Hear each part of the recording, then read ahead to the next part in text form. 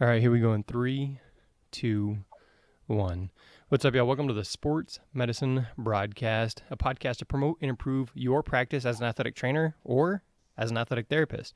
So today I have my friend John Seco. He's in the Detroit area. He's a regular co-host, and we're going to be talking with people from across the globe. So we have, if you're watching the live video, the first person right next to John is going to be Kate. She is at Dublin City University. Right next to Kate is Madeline. So I'm going to switch the screen here 1 second. So there's Madeline. She is at St. Louis University here in the United States. And we have Nick is at Winnipeg University up in Canada. We should also be joined by Anat from Israel at some point during the show. So if we have him jumping in or interruption, that's kind of what we're doing, is trying to bring him in. So it's fun to connect and work out all those from all these different countries, different times, different internet requirements and things like that. So again, this is sportsmedicinebroadcast.com/AT education, AAT education, and we're discussing exactly that. So as the athletic trainers, athletic therapists, we know that our education requires a lot of hands-on. And so just before we started, I was talking to Nick about an ACL, because my coworker, who's been graduated from our master's program for 3 years, said, it's one thing I just don't feel really good about is the ACL, like getting the Lachman's test. And so just the next day after she said that, I had a girl tear ACL, and it's never a situation where you want to have the ACL torn, but it's like, man, if you were just here, you could have, it was obvious. Like as soon as I walk out there, I know it, I can see it, I feel it, boom, okay, well, you just missed it. And then by the next day, it's swollen and you wouldn't be able to get that test. So super painful. So one of the questions we'll have is, how has it changed? Obviously, with all the missing hands-on experiences, athletic training education has to be really creative and innovative, because it's not something you can just sit and learn in a book. You have to put your hands on it. So, yep, I think I got all the intro stuff covered up. And then John's going to ask most of the questions, and then I'll type up the show notes. But if you're watching live, be sure to comment, ask your questions, just say hi, and I'll mention those as best I can during the live show. Without much further ado, again, sportsmedicinebroadcast.com/AT education. Again, sportsmedicinebroadcast.com/AT education. And again, since John will just rotate the order, so we'll kind of go through there. So whoever starts one question, and then John will rotate it through there. All right, John, once you got it. All right, yeah, thanks, Jeremy. I think we forgot to mention that you are from the great country of Texas. Oh, yes. If anybody's ever been to America or know anything, Texas is huge. I was in El Paso last winter, and I still cannot get out of my mind how large the state of Texas is. So Jeremy joins us from Texas as well. So thanks for having us all on. Absolutely. So we'll get going, and we'll start with Kate, since you're our furthest out right now. Kate, tell us about yourself and where you're from, and then we'll move along the order. Thank you, John. My name is Kate Ahi. I'm from Ireland. So I'm in a little country called Monaghan. It's kind of north of Ireland. But I'm studying in Dublin City University. It's known as DCU. And I'm going into my final year of athletic therapy and training. I'm actually currently supposed to be in Pittsburgh in Pennsylvania doing my placement, but obviously because of all this, it's been postponed.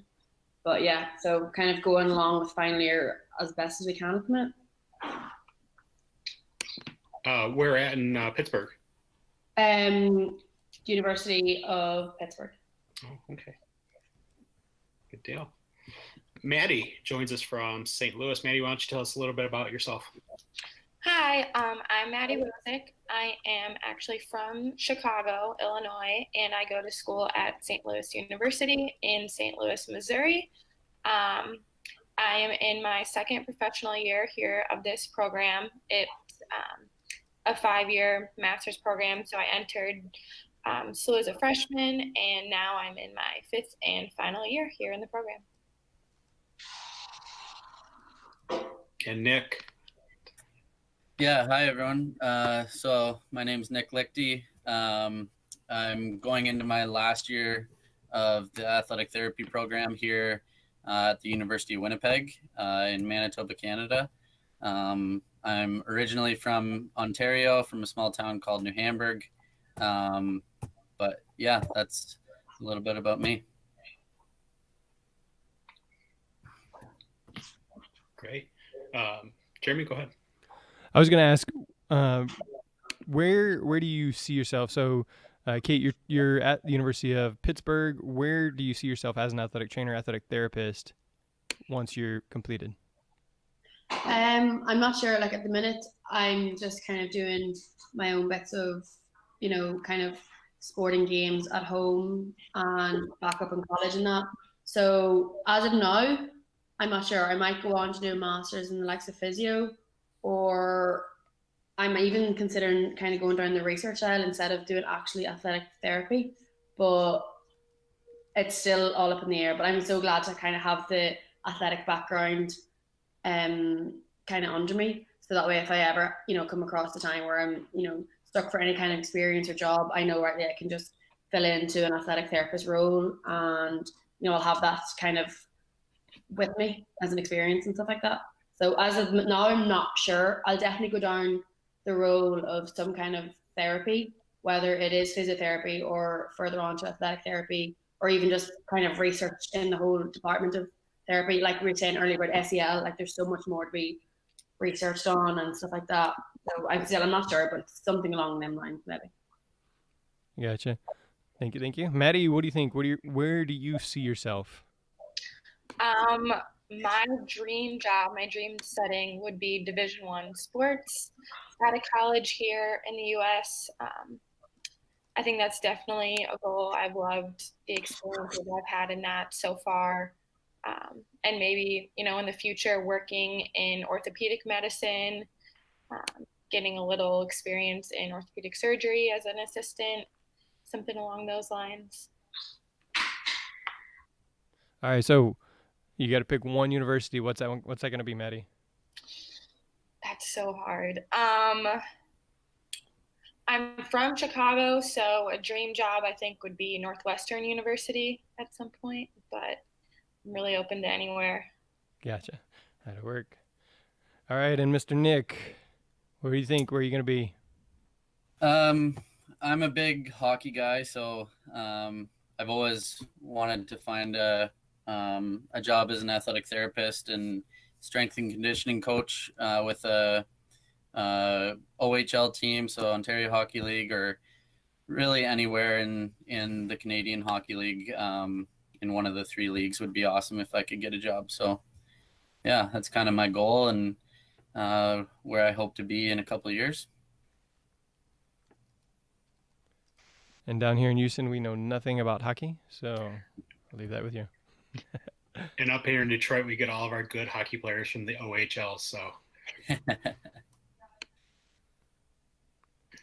So let's talk about what's COVID look like to everybody right now. What are the differences that everybody's seeing in across the world? I know Jeremy and myself, we have very different and yet very similar kind of scenes here in where we're at. But Nick, what does COVID look like, and how has it affected your studies? Well, in the province of Manitoba, we've actually seen an increase in cases as of late, unfortunately. We were, before August, we were doing really well for the number of cases that we had within Manitoba and Winnipeg. But yeah, since about August, we've seen a real spike in cases, and same with over the last couple of weeks. More and more have been popping up within Winnipeg. And that's kind of likewise for most of the populated areas around Canada as well over the last couple of weeks, unfortunately. As far as our university, we're doing all of our classes for the most part online on Zoom lectures, and that's going to be the same for the first and most likely the second semester. Our athletic therapy program, we were granted approval to have our lab portions for some of our classes to be held in person, which is really awesome. I think athletic therapy is such a hands-on program, and it's really important to have that face-to-face interaction and have that format of study and learning. So yeah, that's been a huge positive for us. Maddie, what about you? What does it look like down in St. Louis? So right now we have similar to numbers to what we've kind of had this whole time. Where right now St. Louis is a hotspot of Missouri. Obviously, it being a city, there's increasing numbers, but we are fortunate enough that SLU has been doing a great job. I am still able to have all my classes in person. And then for the undergrad part of the university, a lot of them are doing half online, half in person. And some of our clinical sites have been, rearranged. A lot of the high schools have postponed fall sports until the spring. I'm fortunate enough, my placement right now is at the university with our men's basketball team. So it's definitely a lot different, but I'm still able to have that clinical experience right now. Yeah. And Kate, how is it over in Ireland? Sorry, yeah, I'm actually similar enough to Nick. We were kind of, on the recovery road there in August and that, and since September we've taken, a turn for the worse again. So the last couple of weeks, our number of confirmed cases have spiked, they've doubled, and deaths as well. So especially in Dublin, which is kind of the capital. So I don't know if any of you are familiar with Ireland, but it's the east of Ireland and it's the capital, so the highest population in that, which is where my university is. So since the number of confirmed cases have kind of doubled, we've gone back into lockdown as of a few days ago. So Dublin's now in phase 3 lockdown. The rest of the counties in Ireland, though, aren't in lockdown. It's just the capital, us here. But they're still kind of all taking precautionary measures. So for the likes of sporting events and matches, they continue to take place behind closed doors. But, there's no spectators, and it would only be us athletic therapists and coaches that would be there and kind of like that. So it's kind of the same as Nick, as I'm saying. My approach, or JC's approach, is a hybrid learning. So majority of classes are online. For us as well, we're starting, so weeks 1 to 4 is online, with week 5 kind of cramming all our practical classes in 1 week, and then online again, and then week 9 it's practical class again. So we're just mostly online for all of our lectures and that, which is not really the best for us, because as Maddie and Nick were saying, it's hands-on, face-to-face learning. It's kind of what we thrive off, because there's just not as much you can learn from through a computer screen and that, when it is such a practical-based course. So we're kind of hoping that, I don't know, soon enough it'll be a bit more lenient, and we'll have more practical classes with our lectures. But as of now, it's mostly online. That's great. So we have somebody else that just joined us, and I'll let you introduce yourself. We've gone through some of the introductions of some of our other guests, but I believe this is Anat from Israel joining us. So Anat, please say hi and let us know where you're from. Okay, so sorry for the late. I had some technical problems. So my name is Anat. I'm from Tel Aviv, Israel, and I'm a student at the first class of sports therapy degree here in Israel. And in a few weeks, we're going to start our third and final year of this program. And that's it. That's me. So we were just kind of going over, what does COVID look like in everybody's scenario? So what does it look like in Tel Aviv? Yeah. So at Israel in these days, confirmed cases increasing by the day, actually. So we're in a kind of a partial lockdown. So right now it's partial, but I don't know, in a few days it maybe will be a full quarantine. So that's the thing right now. So mostly we study on the online, most of our courses. Okay. So it looks like across the world, just our small sample size right here, all the numbers are going back up again. We're kind of locking down certain areas, and makes me anxious again, to say the least, a little bit. So I want to, we're all talking about what COVID looks like in our areas, and also how we're going about the learning process as students. What have you seen, or how have you seen athletic trainers, athletic therapists, physiotherapists work with and handle this crisis that we're in? Let's go with Kate. So, like, sorry, do you mean as a student or as actual athletic therapist?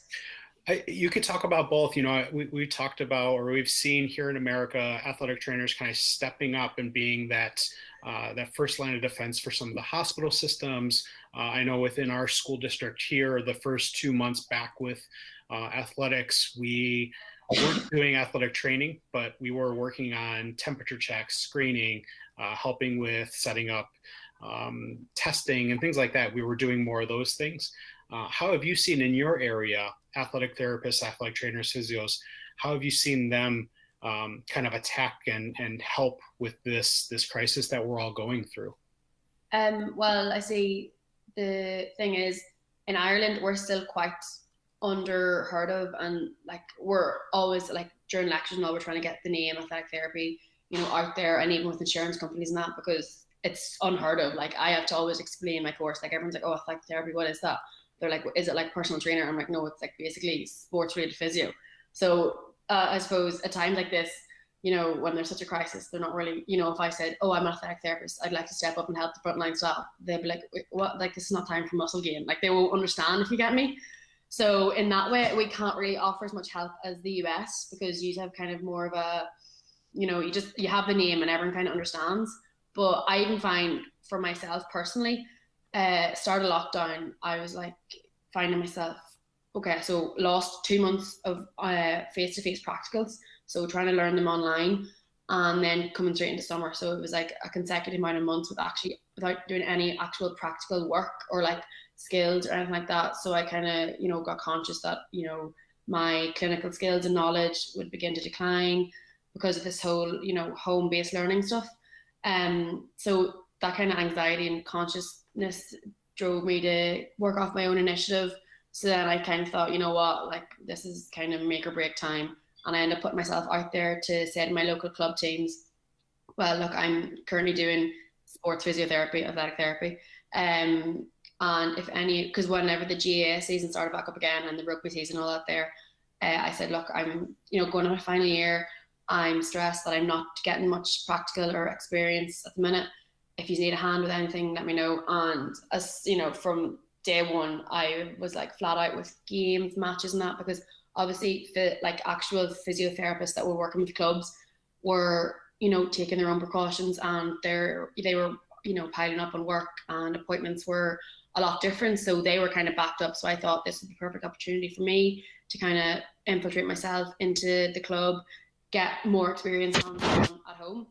And I actually found myself learning a lot more this whole summer through the pandemic than I nearly learned in college myself. And it was from kind of put myself out there more and just, seeing what I can do to help clubs, and even simple games like juvenile matches, juvenile trainings, just being there. And it would be, once again, like, kind of learning on your feet. Like there'd be certain scenarios that I'd be kind of like saying, okay, where am I going to go here? But I know I find that I actually end up gaining a lot more experience. And as well, I mean, the clubs, they were getting free physio, so they weren't complaining. So it's kind of a win-win under weird circumstances. Like realistically, I never would have put myself out there if it wasn't for the pandemic, because like I just would have never really bothered. Whereas I actually was thinking, okay, this is going into my final year. I'm so out of experience now. I need to do something about it. So that's the kind of way I think a majority of my class is similar as well. Like our lecturers emailed us saying, look, we don't know what stories of placement at the minute. If you want to help out at home or whatever, we really encourage that. So I think everyone is kind of the same boat as me in my class, that we kind of learned a lot more thanks to the pandemic. So it's kind of like a blessing in disguise nearly. And as well, working off your own initiative, it kind of gives you that bit more confidence nearly. So I suppose it was good in a way. But yeah. That's actually, I love hearing that. That's great. Maddie, what have you seen when it comes to athletic trainers within your area in St. Louis or in Missouri, or even back home in Chicago? I think I just gained a whole new appreciation for a side of athletic training that I hadn't really experienced, which is the administrative side.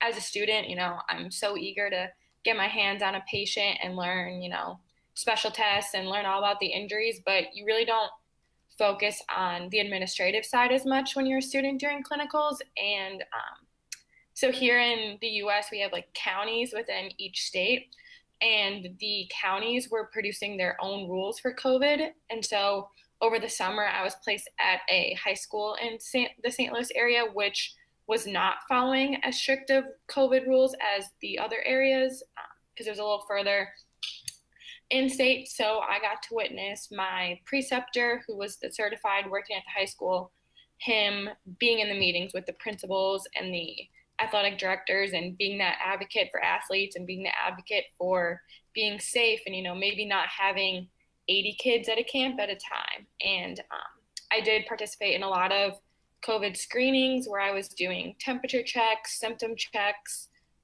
every day. And I gained such an appreciation for how he used his skills to really advocate for athletes and advocate for the health of each athlete, not just if they were injured or not, but making sure everybody was safe and that, bottom line, we're all in this together. And, sports aren't as important as the overall population health. And so he really just used his skills and used his really interprofessional education and really just helped keep the pandemic under control for the whole school, not just athletics. So I think I really gained an appreciation for that.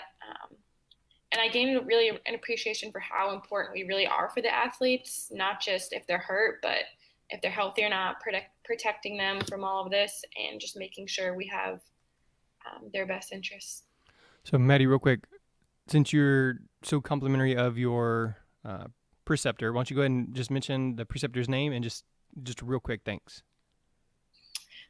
So the two preceptors I worked with this summer were Jonathan Birch at St. Louis University, and the second one I worked with, I'm blanking on his last name. His first Morgan, let me pull up his last name.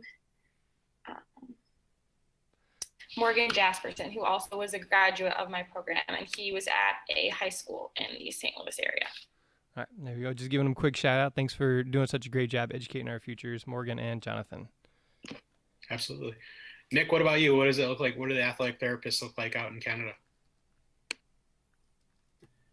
Yeah, so kind of at the start of the whole pandemic, like a lot of other professions, I do know some people that did step up and kind of go and work on the front lines and volunteer on the front lines. So kudos to them as a job well done. And at my practicum placement right now, I'm with the hockey team. So you're seeing a lot of athletic therapists kind of take it upon themselves to do a check-in process for the athletes each day. So for us, the guys come in the same door, the same way every day, 4 guys at a time. We do a check-in process. They have an app on their phone. They answer yes to questions like, do you have a fever? Do you have a cough? Do you have a runny nose? Just a typical screening questionnaire. And then we take their temperature every day as well. So then they'll put that into the app, and if everything's good, it'll all pop up green for my supervisor and I to see the report afterwards. And they have to have that filled out before they even get to the dressing room then or touch the ice. So it's a battle to try and get these young guys to consistently do that every day, as you can imagine. So kind of created some incentive for them.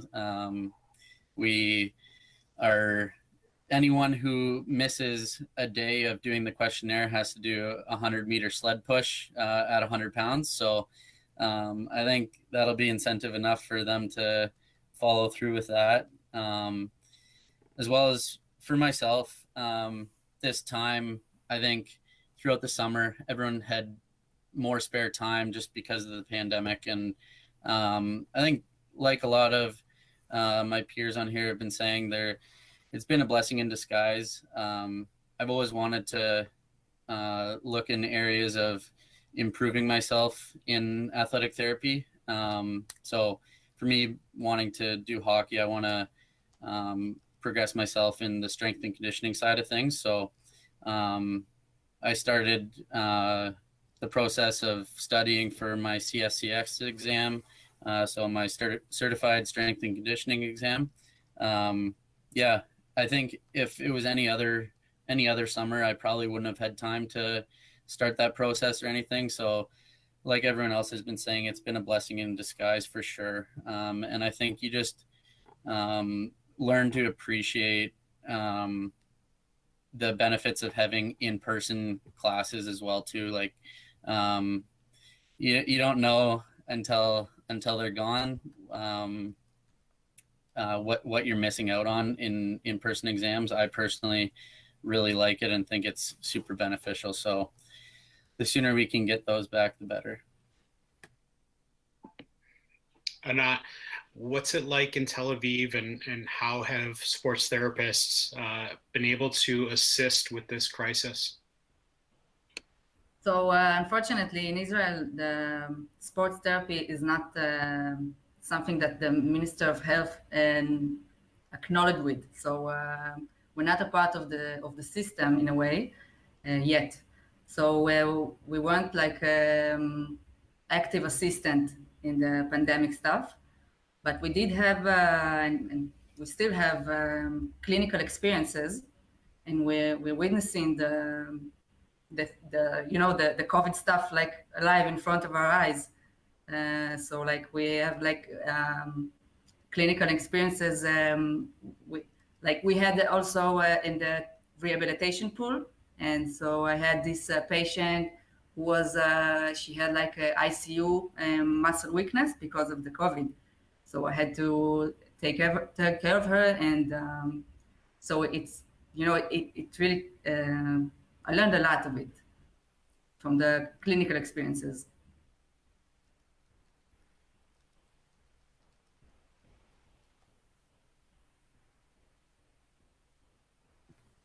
Sorry, John, I think you're muted still. I am. Thank you. That's usually Anat, my job. Yeah. What's the university experience like in Israel right now for you? So we're supposedly in a summer vacation because we don't have courses, but we do have lots of clinical experiences. As I said before, we have this the rehabilitation pool because we are trained to be hydrotherapists, and we have clinical experiences in orthopedic clinics and at the gym. So that's what we do these days. Okay. So I want to hear about some of the challenges. Well, first, I want to put this question out, and we're going to kind of come back to it.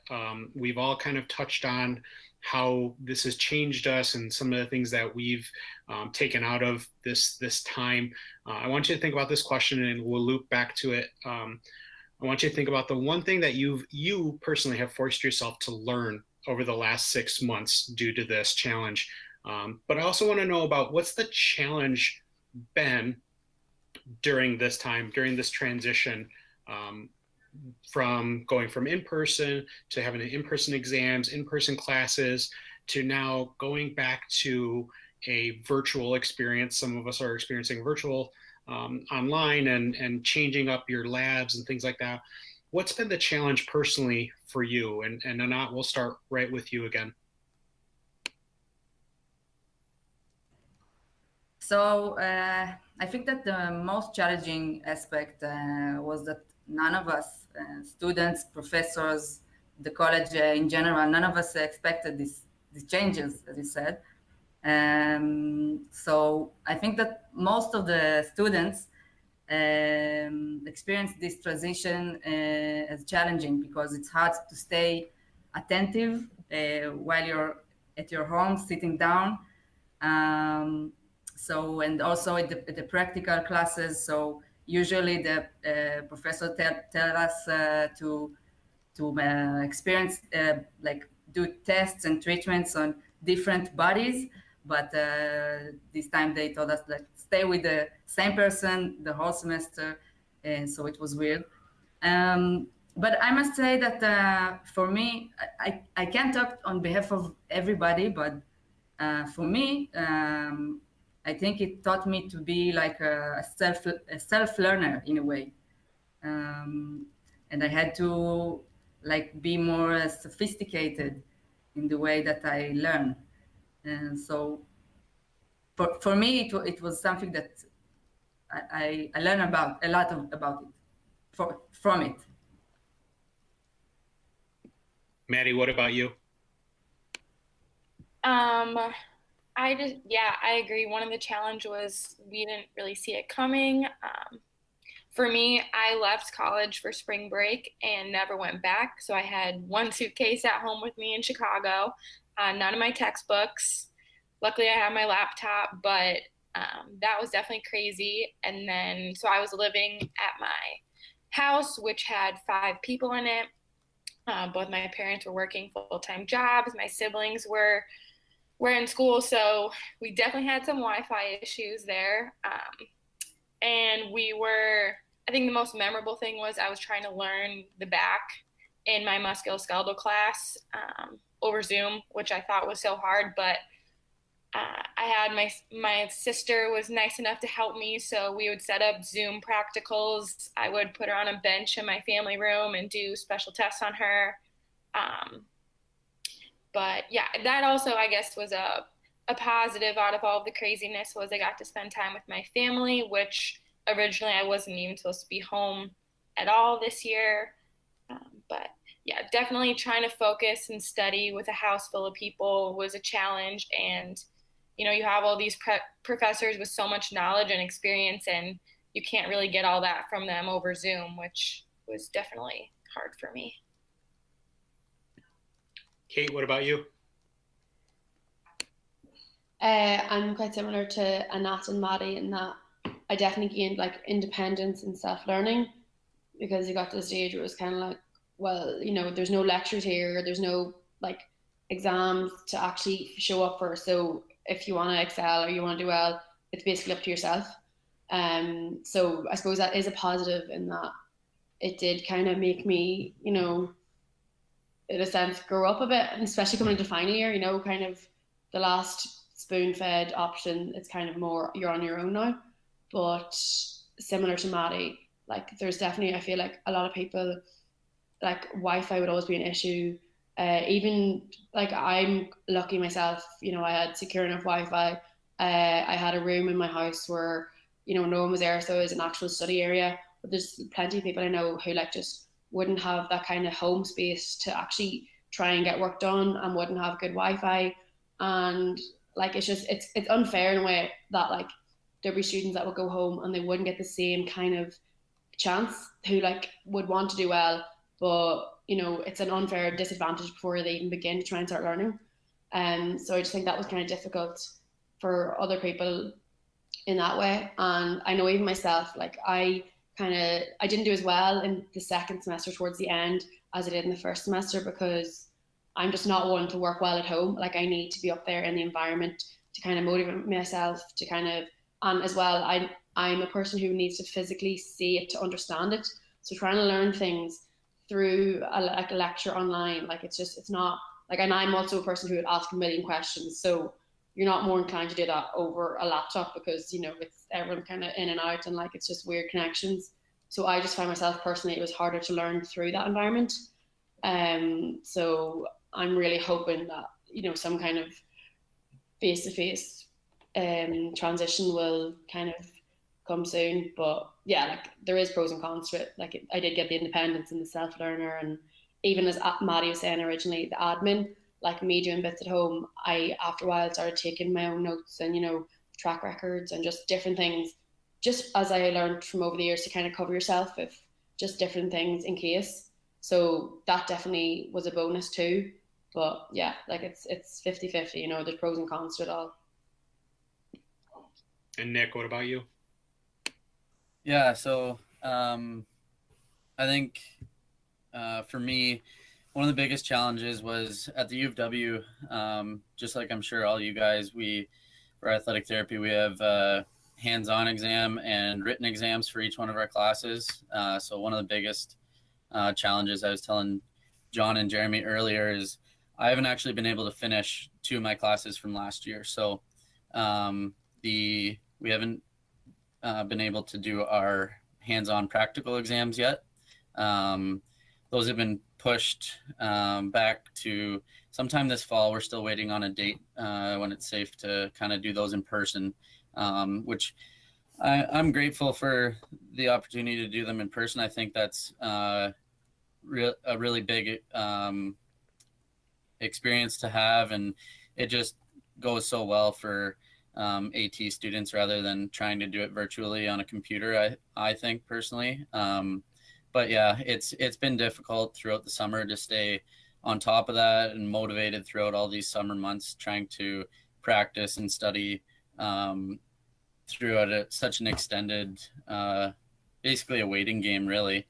And then another difficulty, I think, especially for AT students, we all have to wear masks at our placements. I think probably just like many of you guys. I think when you're getting to know a team and athletes, masks really kind of hide your expressions and stuff. So I think it just makes it a little more difficult to create a relationship with your athletes and stuff like that. As well as too, we have to wear gloves for assessments and treatments at some of our placements as well. So for myself as a student, still trying to learn and kind of develop my hands, so to speak, it's difficult when you're wearing gloves to sometimes palpate a certain area and really know what you're feeling. So that's been a big challenge. So yeah, to go on to that as well, throughout the summer before the summer, I had a bunch of volunteer and job opportunities lined up for myself, which I was really excited to be a part of certain clinics and teams throughout the summer. But with COVID, all that kind of went down the drain, I guess. Clinics shut down here and teams shut down as well. So it was frustrating. I think you catch yourself being disappointed and frustrated at times, but yeah, I don't know, just try and keep reminding myself that there's many more people out there that have gone through much worse than me and in their own lives, like financially or losing loved ones or whatever. So yeah, just try and stay positive throughout it all is the most important, I think.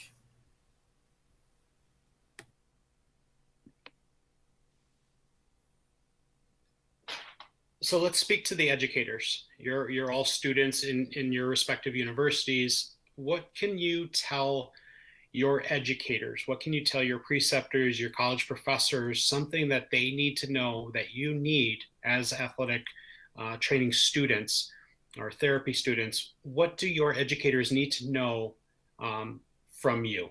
Let's start with Maddie. What would your educators need to know about you and what you need?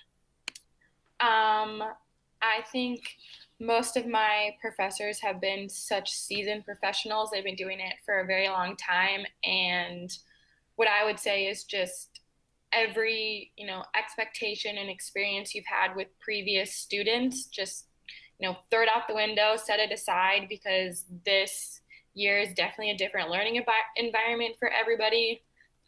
Everybody has their own challenges no matter what. So I think just going at your own pace, really getting feedback from students if we should move on, if we need more time, and just really not having expectations, just kind of going with what's best for your students at that time. I know we've had to revisit a lot of topics this year that were covered when we were online last semester, so that's kind of change the curriculum a little bit. But overall, I would just say, yeah, be flexible, take your time with students, and just everybody be super understanding of the challenges the students face. And the students also need to understand how different this is for the educators too, who have been doing this for so long. So I think everybody just needs to kind of be on a team, play it in the best interest for everybody, and do your best. Kate, what about you? Yeah, no, I think that my lectures, especially, they're quite understanding and they're quite intuitive in that they know and they understand the best way for us to learn as athletic therapists. So they kind of know themselves. We do need practical, like, I know the circumstances is rough, but they know themselves that we need that practical face-to-face hands-on classes. Like even similar to Nick, there was a few modules we didn't really get finished, and practicals that were like practical exams that were to go with it. For example, like soft tissue therapies, like there's only so much you can learn through a laptop of that. Like all it is just hands-on massage therapy. So like I think just to make sure that we still haven't really covered that in a practical element, and like as long as we're mindful of that and knowing that there's certain bits we still have to go over before we do graduate, I think we should be fine though. Like they are quite, up to speed and they know the best way for us to learn. But as well as I mentioned earlier, if they could just keep in mind that it's different for each student and each student will adapt to this quite differently, whether it be their own personal characteristics of, not being able to work at home, not having the motivation, or even just environmental situations. So as we said, the lack of Wi-Fi, the lack of actual area to study in, just as long as we're kind of mindful of that, and just so every student gets their own fair shot.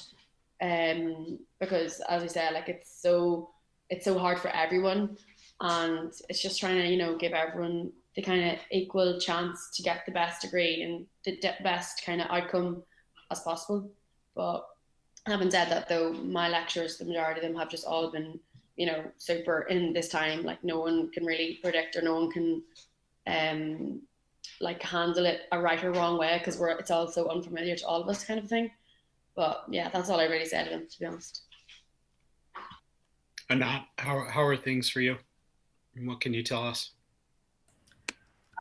So first of all, I want the lecturer to know that they shouldn't be so hard with themselves, because they didn't know it will be like this, and none of us didn't know. So I don't think it's something that the lecturer should do, or the student should like. I think it's something that the academic in general should take advantage of this weird situation that we're in, and improve the quality of distance learning in particular, and learning skills and teaching skills in general. And maybe after the COVID will end, the teaching and learning will be better, even if it will be in the class. So I think that it's something for the academic in general. Maybe I should say it not to the lecturer, but to the college, something wider. All right. So, did everybody get a chance to go, or did I skip Nick? No, Nick has the floor. Okay, I'm sorry, my fault. Nick, go ahead. Yeah, no worries. So yeah, for myself, first of all, like many of you guys have said, our professors at the U of W have been amazing. We all look up to them a lot. Yeah, they've been super flexible and accommodating throughout all this time, and just been available throughout the summer for so many questions. And even them, they had so much uncertainty for how this year would play out, and to be able to answer our questions and take the time to do that when they didn't even know what was going to go on was really beneficial to us, and we're all thankful for that. One thing that I would let them know from us students, I was talking to some of my peers yesterday about this question, and I think it's important for them to know that we're still very eager to learn, even though classes are going to be online. I think just because they're online doesn't mean we are trying to, I don't know, like miss some of the points. And I think one thing that I'd really suggest for them is just maybe try and replicate our previous year's classes, kind of the structure of an actual like typical AT class, and try and replicate that into our online format. So for example, it's difficult. I think every prof has their own teaching style, and it takes a lot of creativity to do. But if they could do, in normal classes, we've done demonstrations of special tests, for example, I guess. So if they could demonstrate special tests over Zoom as well, just try and, again, replicate those previous years over Zoom and have more of a typical AT class rather than just talking about the lecture slides, I think would be super beneficial, while we don't have a ton of our hands-on experience that we normally have had. So Sorry about cutting you off there a second ago. All right, so I have also created an online learning platform for my high school sports medicine students, and it's kind of the same thing, but I've done it like where it's self-paced. But I realize these kids, just like some of you were saying, not everybody's going to be able to adjust the same. I think it was Kate was saying everybody's going to adapt differently. So some of these kids are really struggling. These are kids that are like in the AP classes, which is like the advanced placement, the college credit classes, and they're struggling, and some of these teachers are expecting everything to be the same. Well, when these kids have device issues, then everything goes downhill. And so it really is important as an educator to stop and think, what would I do? I have 3 kids at home that are in elementary school, and I understand what it's like to sit with them in that one assignment that at school takes them 10 minutes because they're sitting there in the class with the teacher on a piece of paper. Now they're on a computer and there's 10 extra steps involved. And so now that's going to take him an hour to do that one 10-minute assignment. And sometimes it's a little bit easier to do the assignments online, right? And so then they can do them at their own pace. They're not having to sit here and listen to me do attendance and things like that. But it's also not all of them are understanding, or they can't just ask the question like, hey, what do you mean here?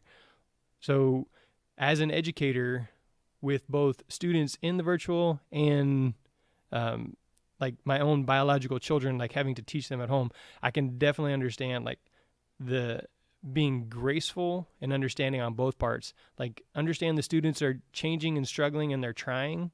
Some of them are milking the system, yes, but it's going to happen no matter what.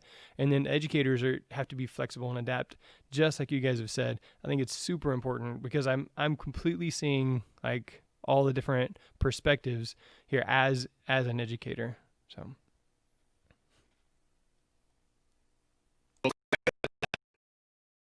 question I had for everybody. I know at the beginning of COVID, I'm big about setting goals. I think we've talked about this, Jeremiah. I've talked about this so many times, and I love to set little goals for myself. And COVID provided this almost unfortunate perfect time for me to try to learn something new. I took and I purchased a suture kit, and I tried to teach myself how to do sutures. There's always that little bit in the back of my mind of like, if the world were to end, I needed to know how to do something, and I'm always want to be prepared for something like that. So I figured if I knew how to do sutures, I'd be good to go in the life after. But what's something that you forced yourself to learn that may be associated with your studies, or just something outside that you thought, hey, this is a great time for me to learn this and use this in my life? Let's go with Kate. What is one thing that you forced yourself to learn? Well, kind of doing more of the, athletic therapy for my club teams at home. I forced myself to practice my tapings a lot more and strapping, because I figured like this is the best time. I'm not going to have as much free time again. And it's the kind of thing where you just have to practice it, because we had just finished it in college, but it was like a case where we had just kind of learnt it and we all had to do them all at once. So it was kind of bombarded with loads of strapping. So I figured this is the kind of best time to try and practice, on my own, just different kind of tapings and even my own way of doing them, because there's certain way, I feel like everyone has their own different ways of doing them. So that was kind of one aspect of my course I focus on and try to get myself to learn. And then as well, like outside of it, it was different things like getting myself into routines. I joined back my own football team, which was so good for myself, like physically and mentally. I wouldn't have done that realistically if I wasn't at home. So that was such a bonus. And that was it. Like I had originally, I remember at the start of lockdown, I had all these goals set and like they were just so ambitious. But I'm so happy that I even like did the strapping and back to football. Like them two things alone, I'm just happy with actually having done. So yeah. Great. Maddie, what about you?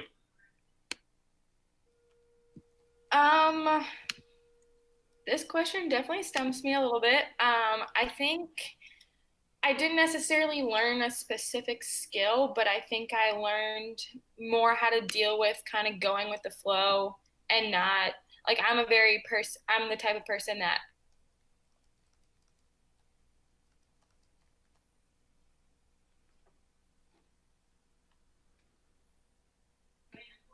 Speaking of going with the flow, Maddie, you have frozen up. So we'll come back to Maddie. Gonna go with Nick next. Yeah, Nick. Yeah. So I think just throughout this time, like you were saying, John, it's like you alluded to with this question, just taking initiative in learning something new is something that I've learned in general.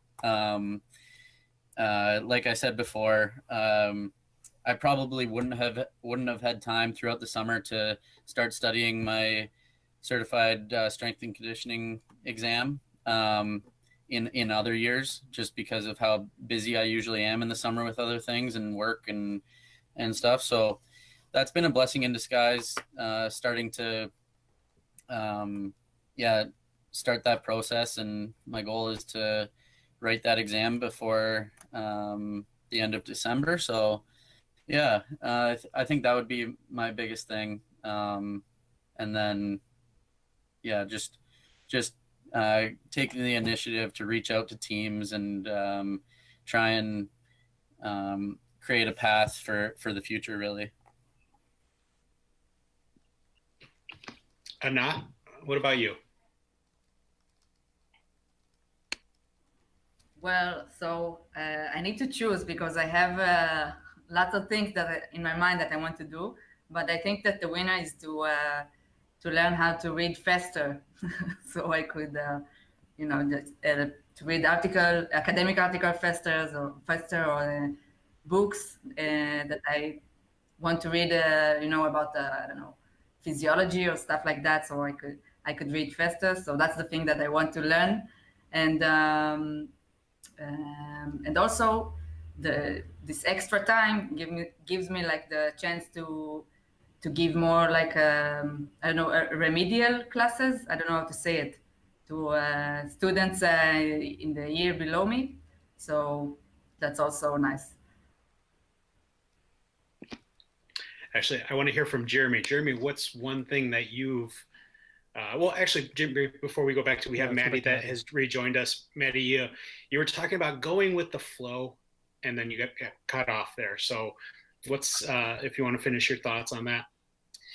I was just going to say, going with the flow, it was personally stressful for me, someone who likes to have a plan, to have all of that thrown out the window, having no idea what my summer is going to look like, having no idea what this upcoming year was going to look like.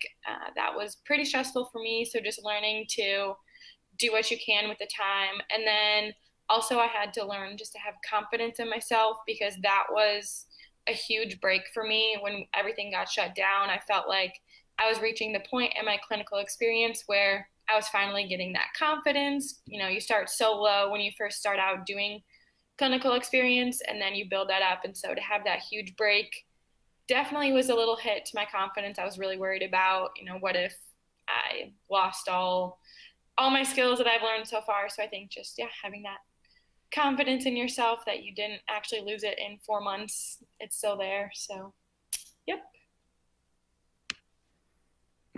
All right, Jeremy, what about you? What's one thing that you have tried to learn or force yourself to do over this last 6 months?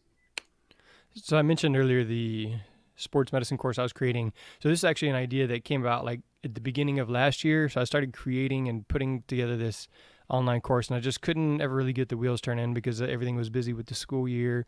And then COVID happened, and I was like, oh, awesome. Now I'll be home. I'll be able to sit and work. But on March 10th, I think is when we went on spring break. So around 18th, something like that, was when they said, okay, no more school for a week, no more school for another week. And it was still day to day. And then finally they shut it down. All right, we're not going back to school at all the rest of the year. And so then it's like, okay, now what? But then on April 1st is when we got our foster daughter, who was 3 days old. And so I wanted to build that course. I wanted to, but we just got a 3-day-old baby. And then I'm trying to teach my kids how to get onto their stuff. And so the course, the sports medicine course online, the self-paced course for the students to create the consistent knowledge, consistent skills, has been the one really big focus since I've been back to work. And it's really, excuse me, it's really taken shape since I've been back, since I've been able to be here and work consistently. Because before at home, like Maddie was saying, there's 5-6 people, and so as the dad, I have to stop what I'm doing to go help them. I have to stop what I'm doing to go take care of the baby. I have to stop what I'm doing to fix lunch. Those kind of things. So when I'm here, if I get an hour to sit and work, then I can really focus and really get some really cool stuff created. And so in that course, there's, like 60 or so people that have, joined the course to copy it. So 60 other athletic trainers who have joined it to either add something to it or to copy it and to use it for their own students. And so that's the biggest goal that I've had for this year. And then continuing to stay fit and active. And so I feel like I've been able to do that. I'm, right short of 40. I'm 39 this year. And so I'm getting up there where I really need to make sure that I'm active and healthy, or I won't be able to run and play with my kids or possibly my grandkids. So those are probably the two biggest things that I'm working on this year, is nailing that course and then being active and healthy. So yeah, anything else, John? I'm all set. I really am. This is a great conversation. You get to see how athletic therapy, athletic training, physiotherapy is around the world, and how it's affecting our students right now that are going through their respective universities and courses, but also seeing the similarities in the challenges, seeing the similarities and how we're kind of overcoming this time together, not just within your university, but across the world. This has been an amazing conversation, just to have the ability to talk with people from different parts of the world. I thank everybody for being here tonight, today, this morning. I wish your families and your communities the best as we continue to work our way through this current pandemic that we're all experiencing together. All right. So we always have partners with the podcast. Again, this one was set up by the World Federation of Athletic Training and Therapy, and Jacob Resch at the University of Virginia connected us all, put all this together again, like we did. So you can check out the World Federation, be part of that, and see what some of the cool stuff they're doing. And then our financial partner for this one is Myotech. So Myotech provides sports medicine items, so it's a great place to shop to get your stuff. And just like all the other sports medicine professionals, they've been slowed down. Their business has really decreased because nobody's buying anything and things like that. So check them out if you get a chance, Myotech. And I got the links to that there in the show notes. So Kate, Maddie, Nick, Anat, I have your email here in the show notes.